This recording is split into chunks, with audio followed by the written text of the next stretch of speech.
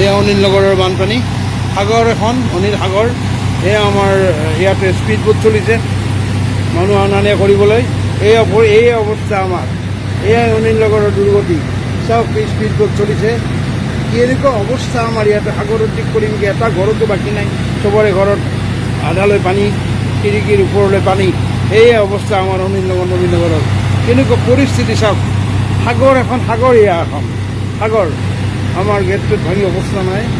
এয়া চাওক গোটেই ৰাইজ পানী, পানীৰ মাজত ডুব গৈ আছে, কোনো ওলাব পৰা নাই। গৃহবন্দী, জলবন্দী, জঘন্য পানী। এয়া নলাৰ পানী, সমগ্ৰ গুৱাহাটীৰ পৰিৱেশ এনেকুৱা। আৰু অনিল নগৰ নবীনগৰৰ পানী এয়া। ইয়াতে স্পীড বোট আৰম্ভ হৈছে চলা, কিবা কৰি মানুহখিনিক অন্তত বচাবলৈ। এতিয়া স্পীড বোটখনে কিবা কৰিব। এখন স্পীড বোটেৰে কি হ'ব? ইয়াতে SDRF, NDRFৰ নাও লাগে আমাক। এই অৱস্থা আমাৰ, কেনেকুৱা পৰিস্থিতিত চলি আছোঁ চাওক। অনিল নগৰ নবীনগৰ বাকী এনেকৈ চলিব ইয়াতে। কি অৱস্থা আমাৰ, কি দুৰ্গন্ধময় পৰিৱেশ আমাৰ ইয়াতে। ইয়াতে মানুহ এনেকুৱা অৱস্থাত চলি আছোঁ।